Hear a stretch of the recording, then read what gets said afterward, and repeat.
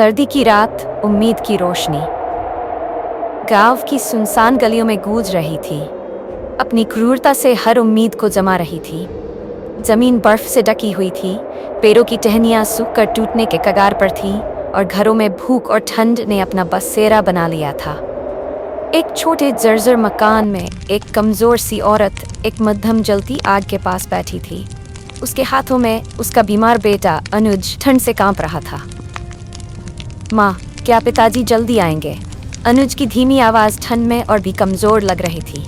माँ मीना ने अपने बच्चे को और कसकर कंबल में लपेट लिया और उसका माथा चूमते हुए बोली, हाँ मेरे बेटे, तुम्हारे पिताजी बस आने ही वाले हैं। तुम आंखें बंद करो और आराम करो। लेकिन वह सच कैसे कहती कि राजन सुबह से काम की तलाश में निकला था और अब तक लौटा नहीं था, कि उनके पास खाने को कुछ भी नहीं था, कि लकड़ियां खत्म हो रही थीं और रात होते ही ठंड और भी बेरहम होने वाली थी। अचानक अनुज को तेज खांसी आई। मीना घबरा कर उसके माथे पर हाथ रखती है। हे भगवान, इसे तो बहुत तेज बुखार है। दूसरी ओर राजन बर्फ में लड़खड़ाता हुआ चल रहा था। उसके हाथ सुन्न हो चुके थे, चेहरा ठंड से लाल पड़ गया था, लेकिन वह हार नहीं मान सकता था। वह हर दरवाजा खटखटा चुका था, लेकिन हर जगह से एक ही जवाब मिला, काम नहीं है। आखिर में वह गांव के मुखिया धनीराम के दरवाजे पर पहुंचा। दिल जोर जोर से धड़क रहा था। वह जानता था कि अगर यहाँ से भी मायूसी मिली तो उसका बेटा शायद यह रात न झेल पाए। दरवाजा खुला। नौकर ने बेरुखी से पूछा, क्या चाहिए? राजन ने कांपती आवाज में कहा, मालिक, मुझे कोई भी काम दे दो। मेरा बेटा बीमार है, घर में खाने को कुछ भी नहीं है। कुछ देर बाद उसकी आंखों में ठंड जैसी कठोरता थी। काम तो नहीं है, लेकिन ये लो।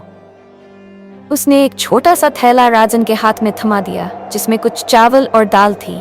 राजन ने कांपते हाथों से खाने का थैला पकड़ा। शुक्रिया मालिक, भगवान आपका भला करे, लेकिन अभी दवा की जरूरत थी। वह भागते हुए गांव के हकीम के पास पहुंचा, जो लकड़ी की अंगीठी के पास बैठा था। हकीम जी, मेरे बेटे को तेज बुखार है। मेरे पास पैसे नहीं हैं, लेकिन कोई सस्ती दवा दे दीजिए। हकीम ने सहानुभूति से एक छोटा सा दवा का पैकेट दिया। राजन ने वह दवा अपने सीने से लगाई और बर्फ से ढकी गलियों में दौड़ पड़ा। मेरा बेटा, बस थोड़ी देर और, मैं आ रहा हूँ। मैंने अनुज को अपनी गोद में ले रखा था। उसका चेहरा पीला पड़ चुका था, सांसें धीमी हो रही थीं। माँ, मुझे बहुत नींद आ रही है। मीना ने आंसू पोंछकर कहा, नहीं बेटा, जागते रहो, तुम्हारे पिताजी बस आते ही होंगे। तभी दरवाजा जोर से खुला और राजन बर्फ से ढका हुआ अंदर आया। मीना, मैं दवा और खाना ले आया। मीना ने शुक्र के आंसू बहाते हुए दवा पिलाई और तुरंत चावल पकाए। अनुज ने थोड़ा सा खाया। उसके शरीर में कुछ गर्मी वापस आई। उसकी सांसें धीरे धीरे ठीक होने लगीं। राजन थककर बैठ गया, मगर उसके चेहरे पर एक सुकून भरी मुस्कान थी। हमने एक और रात जीत ली मीना। अगली सुबह जब राजन घर से बाहर निकला तो उसने देखा कि सर्दी ने पूरे गांव को जकड़ लिया था। हर तरफ भूख, बीमारी और बेबसी थी। एक बूढ़ी औरत अपनी झोपड़ी के बाहर बैठी रो रही थी, क्योंकि उसके पोते के पास खाने को कुछ नहीं था।